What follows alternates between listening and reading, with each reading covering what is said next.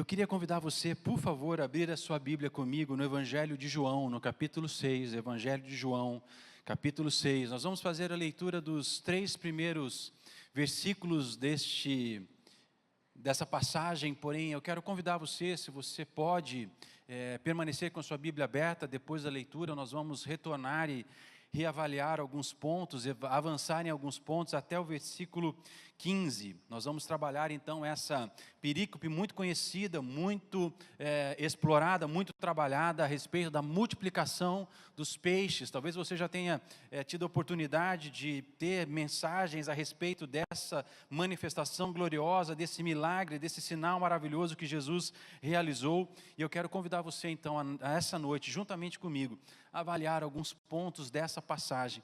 Então nós vamos ler os 3 primeiros versículos e depois nós vamos avançar, olhando para os demais versículos à medida daquilo que Deus tem colocado em nossos corações, amém? E diz assim em João, no capítulo 6, versículo 1: Depois destas coisas, atravessou Jesus o mar da Galileia, que é o de Tiberíades. Seguia-o numerosa multidão, porque tinham visto os sinais que ele fazia na cura dos enfermos. Então subiu Jesus ao monte e assentou-se ali com seus discípulos. Amém? Curva sua cabeça por um instante, por favor. Deus, essa é a tua palavra. Sabemos, Deus, que ela é uma palavra viva e poderosa, Deus, mais eficaz e penetrante do que qualquer outra coisa.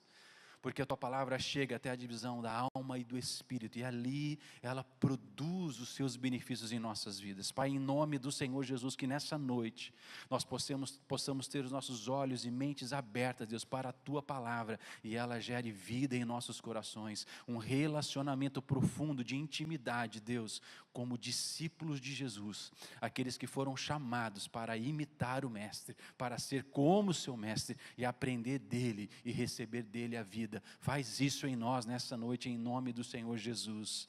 Amém. Meus irmãos, é muito interessante quando nós olhamos para o ministério de Jesus. O ministério de Jesus foi um ministério que ele não foi tão longo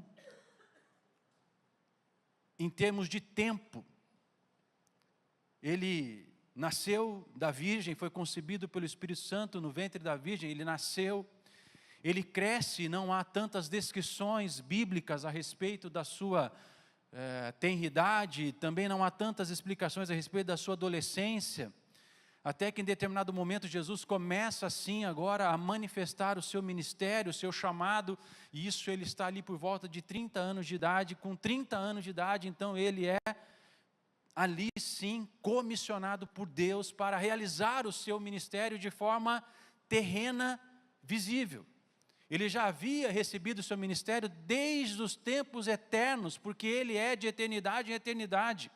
Mas ele começa ali a manifestar, e por 3 anos ele viveu um ministério extremamente intenso, com muitas marcas, com muitas características. Então foi um ministério curto em termos de tempo, mas um ministério intenso em termos de realizações, manifestações e poder. E um ministério que nunca mais acabou. Ele continua reverberando para a glória do Senhor em todos os tempos. E atingiu a nós. E nós somos frutos do ministério de Jesus. Amém? Então, quando nós olhamos para esse ministério, nós vemos muitas marcas. Uma das marcas mais características do ministério de Jesus foram os sinais, os milagres, os prodígios e as maravilhas. E isso foi muito interessante, por quê? Porque esses sinais, esses prodígios, essas maravilhas, atraíram grandes multidões. E muitos relatos bíblicos, em muitos relatos bíblicos, nós vamos ver exatamente esta característica do ministério de Jesus. Um ministério marcado pela presença de multidões que seguiam a Jesus. Multidões que iam seguindo Jesus, multidões que presenciavam esses sinais, essas maravilhas, esses prodígios, multidões que foram inclusive beneficiadas por estas maravilhas. multidões que muitas vezes empurravam Jesus e realizavam, e mesmo tendo a multidão, no meio daquela multidão, individualmente, alguém recebeu o poder, o sinal, a maravilha, porque Deus é Deus de multidão, Jesus é Jesus de multidão, mas Jesus é Jesus do meu relacionamento individual e íntimo com Ele. E é interessante porque nós vamos ver muitos relatos, e em muitos relatos nós vemos que a multidão estava ali presente, seguindo, esperando. Eu creio que talvez seria, fazendo uma paráfrase ao tempo, seria a rede social daquela época. Os caras que iam curtir Jesus, amém, queridos? Porque estavam vendo ali as maravilhas, e estavam vendo as operações de milagres, e eles estavam ali seguindo Jesus. Então as multidões seguiam Jesus. Mas ao mesmo tempo, Jesus chama para si alguns. No meio daquele caminho, no meio daquele ministério, no meio daquele processo de multidões, Jesus chama alguns para andar perto. 12, que na verdade foi o número final, é mesmo, irmãos? Chamou 1, 3, até que chegou em 12. E esses 12 foram relatados e chamados na Bíblia de discípulos. Vejam, Jesus era seguido pelas multidões, amém? E Jesus caminhava com os discípulos. 2 níveis e 2 graus de relacionamentos com Jesus. A multidão seguia Jesus. A multidão estava na expectativa daquilo que Jesus ia fazer. Os discípulos foram chamados por Jesus para aprender e para receber de Jesus a vida. A multidão seguia, os discípulos recebiam a vida. As multidões viam os sinais, viam as maravilhas, recebiam os benefícios. Os discípulos presenciaram e testemunharam o poder de Deus através de Jesus. As multidões estavam ali presentes, mas os discípulos se achegaram mais próximo, mais perto. A Bíblia relata que inclusive, de forma mais próxima de amizade, inclusive reclina a sua cabeça sobre o peito de Jesus. E é interessante porque quando nós olhamos para esse capítulo 6 de João, no versículo 1 até o versículo 3, nós conseguimos identificar exatamente essas duas realidades. Então nós vamos ler de novo, amém? Por isso que eu pedi que vocês permanecessem com a Bíblia aberta. Olha o que ele diz lá: depois destas coisas. Que coisas? O que Jesus estava fazendo? Jesus estava andando, irmãos, percorrendo Israel em suas diversas partes. Ele acabara de passar numa cidade chamada Samaria. Não sei se vocês se lembram de Samaria. E lá em Samaria tinha um poço. Lembra do poço? Do poço de Jacó. Virou até louvor hoje, o poço de Jacó lá, né? Ali no poço estava eu, quando um homem judeu viu a sede que havia em mim. Vocês gostaram agora, né? Glória a Deus, aleluia. Então Jesus estava andando, percorrendo, cumprindo o seu chamado, o seu ministério, que era anunciar o reino, manifestar o reino, proclamar o reino, e nessa proclamação e nessa manifestação do reino, Os sinais iam acontecendo, as maravilhas iam acontecendo, pessoas iam tendo experiências com Jesus, foram sendo transformadas no percorrer do caminho de Jesus. Depois ele cura um paralítico. Ele chega e passa por um lugar onde havia uma água, lembra lá de uma água que de tempos em tempos se agitava? E ali havia uma grande multidão de pessoas que ficavam aguardando o quê? A água agitar, o anjo levantar a água, e aí aquele que conseguia chegar primeiro correndo, mas eu fico pensando, irmão, só coxo, aleijado, quem quer chegar primeiro? Dependia de alguém para levar, para empurrar, sei lá, para o cara ir rolando e chegar lá, e naquela hora foi a água, que o anjo tocou na água e agora curado. E Jesus passa por aquele lugar, vê aquela situação, e ele toca, cura um homem, pelo poder que há em Cristo Jesus. Depois dessas coisas, atravessou Jesus o mar da Galileia, que é o mar de Tiberíades, nós estamos no versículo 1, e seguia numerosa multidão. E eu quero que você olhe com atenção agora o restante do versículo 2, porque no versículo 2 mostra claramente qual era a motivação da multidão. O que levava a multidão a seguir Jesus? Qual era o nível de relacionamento de Jesus? Deixa eu só inverter, perdão. Qual era o nível de relacionamento da multidão com Jesus? A multidão seguia Jesus por quê? Porque tinham visto os sinais que ele fazia na cura dos enfermos. Então a motivação, a expectativa, o desejo, o que fazia a multidão seguir Jesus eram os sinais, as maravilhas, aquilo que ele operava, aquilo que ele demonstrava. Então a multidão, ela caminhava e seguia Jesus por aquilo que Jesus podia fazer, por aquilo que ele realizava. Quando nós olhamos então para o versículo 3, diz assim: então subiu Jesus ao monte e se assentou ali com os seus discípulos. Henrique, vou dar um trabalhinho para vocês aí, tudo bem? Sem problema, eu vou sentar aqui embaixo, tá? O que acontece, irmãos? Vamos fazer aqui uma alusão, amém? Aqui está a planície, amém? Na minha frente, amém? E na minha frente está quem? A multidão, irmãos. A multidão na planície, amém? Então fala assim, multidão, faz assim a multidão, ó. Amém, multidão, amém?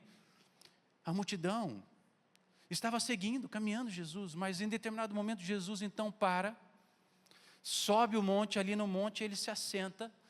Pastor Léo, por favor, pastor Marcinho, pastor Damásio, pastor Estevão, eram 12, eu vou pegar 4 só para ficar na multiplicação de 4, amém, irmãos? Senta aqui, por favor. E aí Jesus, ele... Felipe, vem cá, Felipe. André, glória a Deus, André. Simeão. Ô Damásio, glória a Deus por você. Amém? A multidão está seguindo Jesus, vendo Jesus, o que Jesus podia fazer, o que Jesus podia operar. Então a multidão, ela contemplava a obra, ela contemplava, ela observava, ela via e ela tinha a expectativa. Eu fico pensando a multidão com Jesus, fica aqui os meus discípulos, amém? Não sai não, fica aqui, amém? E eu fico pensando a multidão, e a multidão ficou talvez ali pensando, o que ele vai fazer agora? Qual que vai ser o próximo milagre? Quem vai ser? Vai ser um coxo, vai ser um cego, vai ser um mudo, vai ser quem? E a multidão, ela fica ali na expectativa. O que Jesus vai fazer? O que Jesus vai fazer? O que Jesus vai fazer? E a expectativa da multidão é essa, porque a multidão, ela se movimenta por aquilo que Jesus pode fazer. Ela quer ver o que Jesus faz. Interessante, porque ele se assenta com os seus discípulos, amém? E ali ele, então, começa a compartilhar com os seus discípulos os seus ensinamentos. E ele vai transferindo ao coração dos discípulos quem ele era. A multidão se movimenta por aquilo que Jesus vai fazer. Os discípulos foram escolhidos para andar com o Mestre, para receber do Mestre. Aqui não é só presenciar os milagres, amém? Mas é experimentar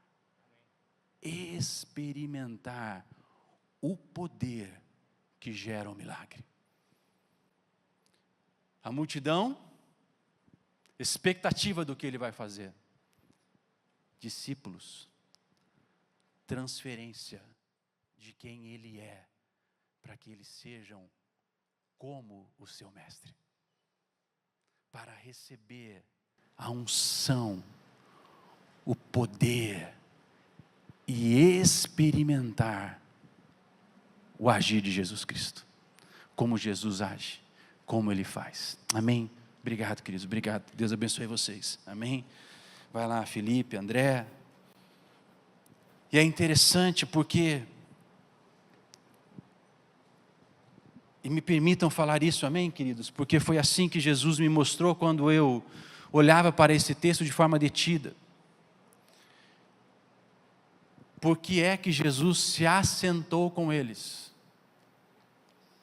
Eu não sei se vocês repararam. Estevinho, por favor, não é nada pessoal, amém, irmãos? Mas do meu lado direito só estavam os grandes, amém, irmãos?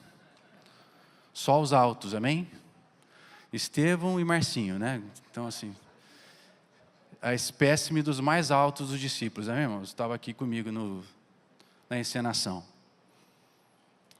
Mas é interessante que, no momento que ele se assentou, já não tinha mais maior, já não tinha mais o menor. Ele se colocou na mesma condição dos seus discípulos. E agora ele pode olhar e tornar o seu olhar perceptível pelos seus discípulos. Então o que Jesus fez ao se assentar foi: eu libero o acesso a quem eu sou, porque agora vocês me veem na mesma condição. Na mesma condição. Ele era homem. E como homem ele se fez. Ele se assenta para transferir aquilo que ele tinha da parte de Deus para aqueles a quem ele escolheu. Então Jesus, ele abre um caminho, que é chamado o caminho da comunhão. E a comunhão é ter tudo em comum. Então ele abriu, ele acessou o caminho da comunhão, quando ele se assenta com os seus discípulos, e agora ele transfere para eles o que ele tem para transferir. E o que ele tinha era a vida, e ele transferiu a vida aos seus discípulos. E é interessante porque a Bíblia diz ali no versículo 4, ora, a Páscoa, a festa dos judeus estava próxima. E eu fico imaginando ali esse momento, por quê? Porque era um momento que uma grande multidão realmente fazia um percurso grande até chegar em Jerusalém. Era o lugar da grande festa, era o lugar onde muitos se reuniam. Então aqui Jesus está reforçando realmente a quantidade de pessoas que faziam parte dessa numerosa multidão. Não é somente descrito como uma multidão, mas uma numerosa multidão. E ali Jesus então traz uma experiência para os seus discípulos. E ele olha e vê aquela relva, aqueles campos. E ele então faz uma pergunta para Filipe. Eu fico pensando no coração de Filipe. E olha a pergunta que ele faz para Filipe: onde compraremos pães para lhes dar a comer? Olha a pergunta de Jesus. Sabe, queridos, o que Jesus estava fazendo, ele sabia muito bem, porque o próximo versículo vai deixar claro isso. Porque no versículo 6 diz assim: mas dizia isso para o experimentar, porque ele bem sabia o que estava por fazer. Então, o que Jesus estava fazendo com os seus discípulos? E agora que eu preciso que vocês observem comigo, amém? O contexto de multidão entra num intervalo nessa história. O contexto da multidão entra num intervalo. A multidão não deixou de ter o olhar de Jesus para ela, amém? Guarda isso no seu coração. Jesus não deixou de olhar para a multidão, mas agora ele não está olhando para a multidão. Agora ele está olhando para os seus discípulos e o que ele quer transferir ao coração dos discípulos. Então ele sabia muito bem o que ele estava fazendo, e a primeira coisa que ele faz foi chamar os discípulos para dentro do milagre. Fala assim comigo: Jesus, não, irmãos, fala de verdade assim. Jesus chamou seus discípulos para dentro do milagre. Por quê, queridos? Vocês concordam comigo que Jesus tem todo o poder, toda a autoridade? Ele não podia simplesmente falar assim: nós vamos dar pão para esse povo. Mas não foi isso que ele fez. Ele chamou Filipe e falou assim: como é que nós vamos fazer para dar pães para a multidão? Então o que ele estava fazendo? Ele estava trazendo os seus discípulos, trazendo Filipe para uma experiência, para conhecer o que é o poder dele, o que é a manifestação dele. Então não é somente um recebedor de bênção. O discípulo faz parte da atmosfera do poder da manifestação de Deus. O discípulo não está na multidão. O discípulo está experimentando o poder, porque a palavra do Senhor diz que Jesus, através da sua unção e do seu poder, disse: e agora vocês serão minhas testemunhas, vocês irão após mim. O poder que ele liberou sobre eles, agora está neles para operar os mesmos sinais, as mesmas maravilhas, as mesmas obras. Então Jesus estava trazendo Filipe, trazendo André, os seus discípulos, para dentro da operação do milagre. E é interessante porque Filipe responde a ele no versículo 7, respondeu-lhe Filipe: não lhes bastariam 200 denários de pão, para receber cada um o seu pedaço? Olha o tamanho da experiência de Filipe. Nós precisamos de 200 denários para cada um receber um pedaço de pão. Então essa era o tamanho da dimensão do olhar de Filipe. Vamos dar um pedacinho de pão, é mais ou menos como aquele cara assim, né? Vamos dar um pedacinho só para o cara não sair daqui dizendo que não comeu, amém? Sabe aquele negócio de festa que a gente vai, que a gente dá aquela errada no número de salgadinho, sabe? Você compra 2 milheiros e vem 3 milhões de pessoas na sua festa, sabe assim, que convida o cara que não vinha, que o cara que não confirmou veio, o que confirmou veio, trouxe o primo, a prima, né? Você não sabia que o primo e a prima vinha, né? Dá aquele desespero, né? E você começa a dar aquela segurada no salgadinho, sabe? Você vai liberando em doses homeopáticas, tão homeopáticas, que cada um come uma coxinha, e glória a Deus pela coxinha que comeu, amém? Salve-se quem quiser, amém? Quem quiser comer depois, o McDonald's está na linha ali, ó. Tô brincando, irmão, é só para fazer uma... Mas esse era o coração de Filipe. Vão dar um pedacinho de pão para cada um, e para isso 200 denários de pão. Mas tinha um outro discípulo chamado André, e André foi diferente de Filipe. Ele foi mais prático. Falou: olha, tem um rapaz ali, um menino, né, André, irmão de Simão Pedro, disse: olha, tem ali um rapaz que tem 5 pães de cevada e 2 peixinhos. Mas olha o que ele diz: mas isso que é para tanta gente? Então ele também olhou para aquilo que tinha e falou assim: Jesus, não vai dar não. Vai ter que ser igual a festa do pastor Marcelo lá, cada um come uma coxinha e está valendo, amém? Mas os discípulos estavam sendo experimentados. Deixa eu fazer um recorte para a mensagem da manhã, amém? Pela manhã, a pastora Cris ministrou uma palavra dizendo que nós estamos sendo aperfeiçoados. E o processo do aperfeiçoamento é o processo no qual a nossa fé é provada, para que ela aumente, para que a nossa experiência aumente. O aperfeiçoamento é o lapidar de Deus no meu coração e no seu coração, na minha mente e na sua mente, para gerar em cada um de nós a mente de Cristo. E 5 pães e 2 peixes na mão de Jesus é mais do que suficiente para aquela numerosa multidão. O pouco na mão do Senhor é muito, porque pelo poder dele o milagre se manifesta. Então não pense que você tem pouco, você tem o necessário, porque quem opera o milagre é o Senhor que te chama para andar com ele. E ele ali entrega então aqueles 5 pães e 2 peixinhos. E é interessante porque Jesus responde à indagação de André da seguinte forma: fazei o povo assentar-se, pois havia naquele lugar muita relva. Assentaram-se, pois, os homens em número de 5.000 homens. 5 pães e 2 peixinhos para 5.000 homens. Mas lembra que eu falei para vocês que nós íamos fazer um recorte olhando para os discípulos e não para a multidão? Então o que Jesus estava fazendo com os seus discípulos?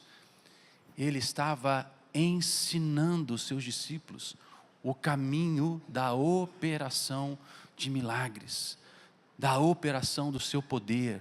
Ele estava gerando uma experiência real. Eles não receberam o pão, eles receberam o milagre e presenciaram o milagre. Eles experimentaram o poder real de Jesus Cristo. E é interessante porque a palavra do Senhor diz que todos se assentaram. E Jesus então tomou o pão e, tendo dado graças, distribuiu entre eles. Também igualmente os peixes, quanto queriam. Irmãos, foi farta a distribuição. Não foi na medida de Filipe, um pedaço só de pão para tapar ali a fome. Não, foi numa quantidade que eles estavam satisfeitos, eles comeram à vontade, eles receberam de forma abundante. Então o que é que os discípulos estavam experimentando? O poder miraculoso de Jesus de operar uma maravilha, e eles viram aquela maravilha. Por quê? Porque eles eram aqueles que estavam distribuindo os pães e os peixes. Eles não só trouxeram, mas viram a distribuição. Então os discípulos tiveram uma real experiência com o poder e com a ação do milagre de Jesus. E quando estavam fartos, disse Jesus aos seus discípulos: recolhei os pedaços que sobraram, para que nada se perca. Assim, pois, fizeram, encheram aqueles 12 cestos de pedaço dos 5 pães de cevada que sobraram aos que haviam comido. Veja, Jesus trouxe uma experiência real para os seus discípulos. A multidão se assentou na relva e recebeu o benefício da operação de Deus. Ou seja, receberam os pães e receberam os peixes. Mas eles viram o milagre? Eles viram Jesus dar graças e começar o processo de partir o pão e de operar a maravilha de distribuir aqueles pães? Quem foi que presenciou? Quem foi que teve a experiência real? Quem é que esteve ao lado de Jesus? Quem é que estava distribuindo com Jesus? Quem é que estava recebendo a manifestação do poder de Jesus através da multiplicação? Os discípulos. os discípulos, aqueles a quem Ele chama para fazer parte, aqueles a quem Ele chama, a quem Ele escolheu para estar com Ele, com aqueles com quem Ele se assentou para compartilhar a sua vida, o seu poder. Então a multidão recebeu o benefício do milagre. Mas olhando para o versículo 2 novamente, qual era a motivação deles mesmo? Qual era a motivação da multidão? Receber o que Jesus podia fazer. Eles receberam? Jesus tirou o olhar da multidão? Não. Ele olhou para a multidão, Ele supriu a necessidade da multidão, Ele cuidou da multidão, Ele proveu para a multidão. Então, no relacionamento de multidão, de interesse, Jesus se interessa por você. Na multidão, Jesus cuida da multidão. Na multidão, nós recebemos os benefícios dos milagres. Porém, não foi para isso que Jesus nos chamou. Jesus não nos chamou para um relacionamento de multidão. Ele não tira o olhar da multidão. Ele não deixa de amar a multidão. Ele não deixa de prover para a multidão. Mas não foi para um relacionamento de multidão que Jesus nos chamou. Jesus nos chamou para ser suas testemunhas. Logo, Ele nos chamou para sermos seus discípulos. Por isso, Ele nos chama para um relacionamento de compartilhar o seu caráter, compartilhar a sua vida, compartilhar quem Ele é. Por isso Ele deixou a sua palavra, e a sua palavra é testemunho, que testemunha a respeito daquilo que Ele veio fazer, mas também evidencia quem Ele é. Então a palavra de Deus para nós é testemunho vivo a respeito daquele que veio para nos salvar, para nos redimir e que nos chama para um relacionamento de amor e de poder manifesto em nossas vidas. A palavra de Deus testemunha a respeito de um Deus vivo que tem todo o poder e que manifesta o seu poder sobre aqueles que nele creem, que neles confiam e que anda com Ele e que se aproxima dele, que recebe o seu caráter, que recebe a sua vida, que recebe a sua unção e o seu poder. É no relacionamento de discípulos que nós nos tornamos como o nosso mestre. Mas ele diz algo tremendo quando ele diz assim: e vocês receberão poder do alto, para que através do poder de Deus liberado sobre vocês, vocês façam as mesmas obras que eu fiz. Sobre quem foi liberado o poder? Sobre a multidão ou sobre os discípulos? Permaneçam em Jerusalém até que venha do alto o poder. E eles ficaram em Jerusalém e receberam no dia de Pentecostes línguas como de fogo que desceu do céu, e sobre eles o revestimento do poder de Deus para serem como o seu mestre. Para serem como o seu mestre. E eu declaro em nome do Senhor Jesus, assim como foi lá, será sobre a sua vida hoje. O poder de Deus virá sobre a sua vida e você receberá o revestimento de poder para operar como o seu mestre opera. Mas entenda uma coisa. Versículo 2, numerosa multidão seguia Jesus. Versículo 3, ele se assentou com os seus discípulos.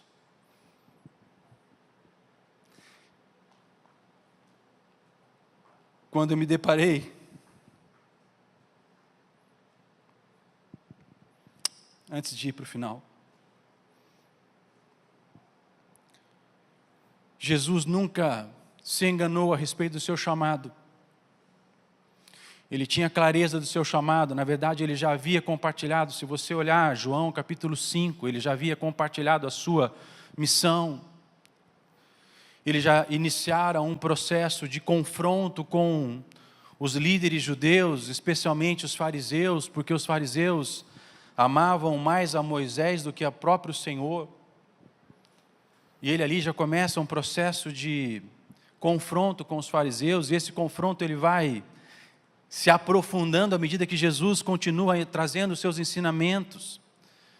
Porque os fariseus estavam na multidão, seguindo Jesus para ver o que Jesus fazia.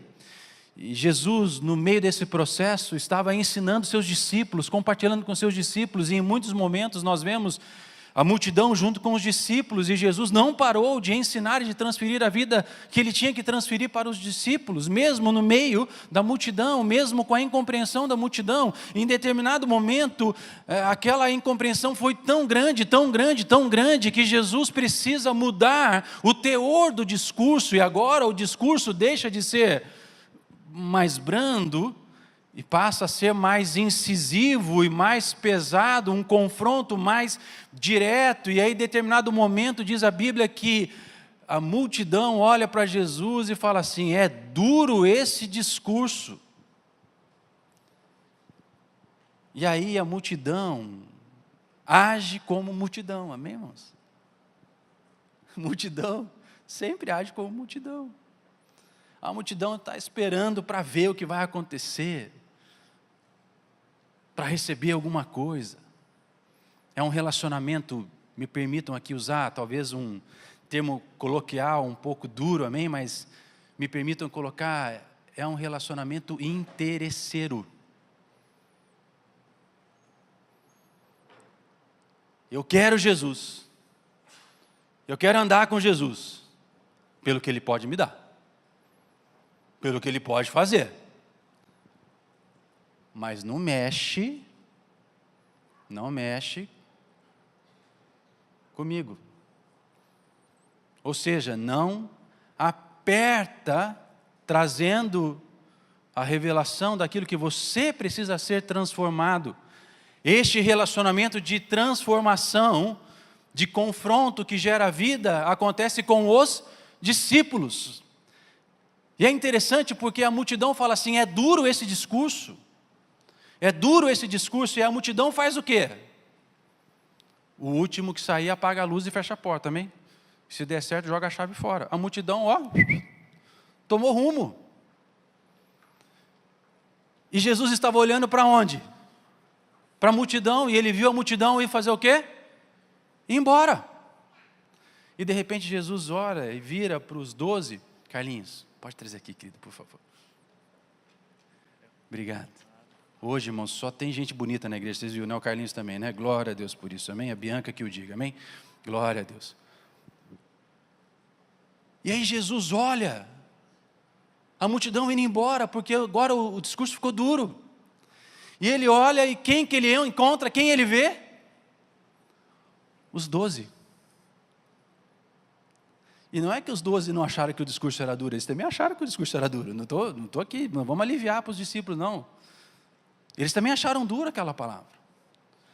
Porém, Jesus olha para eles e fala assim: e aí, e vocês? Parafraseando, amém, irmãos? Por favor, para ninguém ficar escandalizado, amém? Só estou parafraseando para facilitar a compreensão. E aí, e vocês? Quando vocês vão? Vão agora ou vão daqui a pouco? E aí, Pedro declara: para quem iremos? Para quem iremos? Se só tu tens as palavras de vida eterna.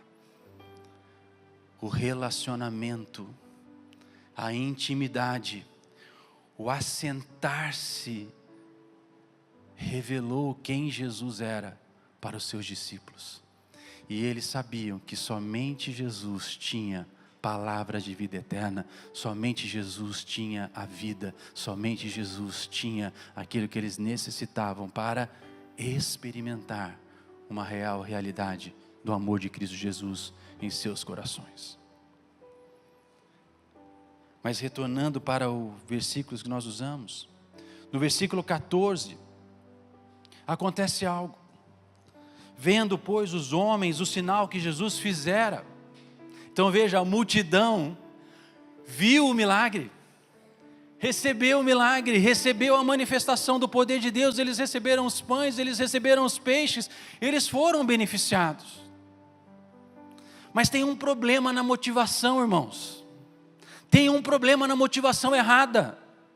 A motivação errada distorce quem realmente Jesus Cristo é para nós.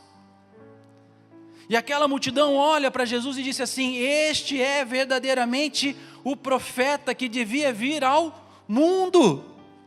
Irmãos, glória a Deus, eles viram quem era Jesus, o profeta, o Messias. Amém? Não amém, irmãos, não amém não, amém? É só pegadinha de pastor assim para ver se todo mundo está acordado na mensagem, amém? Porque nós estamos falando de motivação errada. O problema da multidão é que a multidão, ela anda por interesse, ela anda por aquilo que ela vai receber, pelo que ela quer receber. A multidão, ela anda enquanto tudo está bem, enquanto o discurso é favorável, enquanto a palavra é branda, é boa, aquece a minha alma. A multidão é aqueles que gostam. Eles cantaram o louvor que eu gosto. Hoje foi uma bênção o culto. Eles cantaram os louvores que eu amo. Falaram do judeu lá, né, do homem do poço, do judeu, do Jacó e tal. E ele sai feliz, porque ele está satisfeito. Porque o relacionamento de multidão é um relacionamento de: Jesus fez o que eu queria, preparou o Weber para a Juliana, glória a Deus, aleluia. Mas é no caminho do discipulado que nós aprendemos que precisamos receber do Senhor o poder que nos transforma e faz de nós suas testemunhas, para que nós sejamos como o Mestre, e não mais seja eu quem viva, mas Cristo vive em mim. Então é esse relacionamento de discípulo que revela Jesus a nós. Por quê? Porque ele se assenta, ele se torna acessível, ele se abre para o caminho da comunhão, para compartilhar conosco quem ele é. A multidão está vendo os milagres, vendo os prodígios, se beneficiando, mas é no discipulado, é no caminhar perto, no ouvir Jesus, aprender de Jesus, ver ele fazer, ver as operações, é ver Jesus operando, que traz a transformação do nosso caráter. E aí o discurso pode ser duro para a multidão, mas para nós será um confronto de amor, uma exortação de amor, uma admoestação que produz vida e esperança em nós, até nós declararmos para quem iremos, para quem iremos, para quem iremos, se só o Senhor tem palavra de vida eterna. Seremos confrontados, mas permaneceremos firmes. Por quê? Porque amamos o Senhor, amamos o confronto, amamos ser chacoalhados, amamos receber aquele aperto que gera transformação real dos nossos corações, que faz morrer a nossa natureza carnal e pecaminosa, que mostra quem nós somos, porque olhamos para Jesus e olhamos para nós e vemos a nossa condição. Mas eu quero te dizer que é no relacionamento de discípulos que ele mostra quem ele é, e ele diz assim: você pode vir após mim, você pode vir após mim, e eu lhe darei o poder para ser como seu mestre. E ele nos transforma, ele nos regenera, ele nos faz de novo, ele retira a nossa natureza carnal e começa a manifestar o seu caráter, a sua vida. É no relacionamento de discípulo. E por que é que Jesus aqui, ao se defrontar com essa afirmação deles reconhecerem ele como mestre, como profeta, e Jesus realmente era o profeta, o Messias anunciado, aguardado, desejado, mas por que é que Jesus, ao perceber o que eles estavam se movendo, a motivação do coração deles, ele sai? Versículo 15: Sabendo, pois, Jesus, que estavam para vir com um intuito, fala assim, com intuito. Intuito significa intenção, motivação. Qual era o intuito deles? De arrebatá-lo para o proclamarem rei. Retirou-se novamente sozinho para o monte. Pastor, mas Jesus não é o rei? Ele é o rei que se assenta num alto e sublime trono para a glória do Senhor Jesus nas regiões celestiais. Ele não foi chamado para ser um rei terreno. Ele não se assenta em palácios feitos por mão de homens. Ele está sentado no palácio celestial, ao lado do seu Pai, à direita do seu Pai, aguardando o tempo para voltar para julgar as nações. O lugar de Jesus nunca foi em reino humano. O lugar de Jesus é o Rei dos Reis, Senhor dos Senhores, soberano, glorioso, poderoso, a quem tem toda a majestade, toda a autoridade, todo o poder. Mas a motivação deles: queremos um rei que nos tire do domínio de Roma.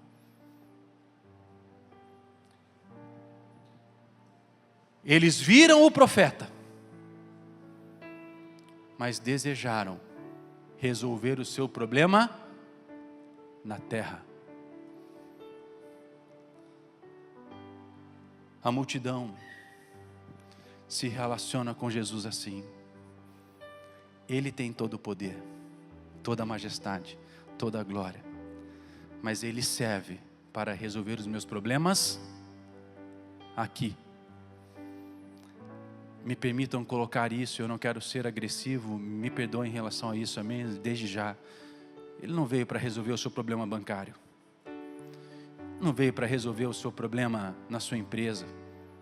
Ele faz isso porque Ele é um Deus glorioso e poderoso que te dá sabedoria para vencer os déficits financeiros da sua casa, para vencer os problemas na sua empresa, porque a verdadeira sabedoria se manifestará sobre você, mas o que Ele veio para fazer na realidade é chamar você para um relacionamento aonde você recebe a vida eterna, o poder de Deus para transformar quem você é.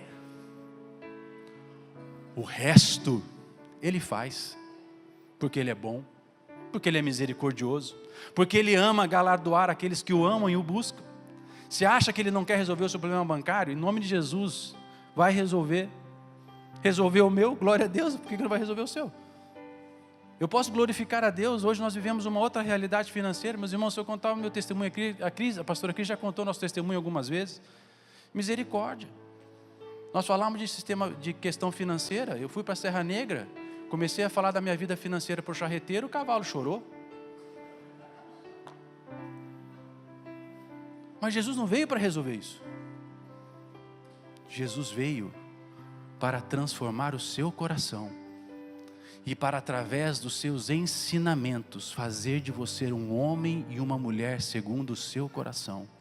E quando Ele começa a fazer isso, Ele começa a transformar os seus problemas, porque agora a sabedoria do alto começa a se manifestar sobre a sua vida. A multidão queria os sinais. A multidão queria ver o que Ele podia fazer, receber os benefícios. E Jesus deu esse benefício. Ele cuidou da multidão, Ele não deixou de olhar para a multidão. A multidão não voltou com fome. A multidão foi cuidada por Jesus. Jesus cuida de todos, porque Ele ama a todos. Porém, Jesus revelou quem Ele é e o seu poder para os seus discípulos, para aqueles que se assentam com Ele. Porque quando se assentam com Ele, passam a ter comunhão plena com Jesus. E nesta comunhão, Ele manifesta a sua vida e o seu poder a nós.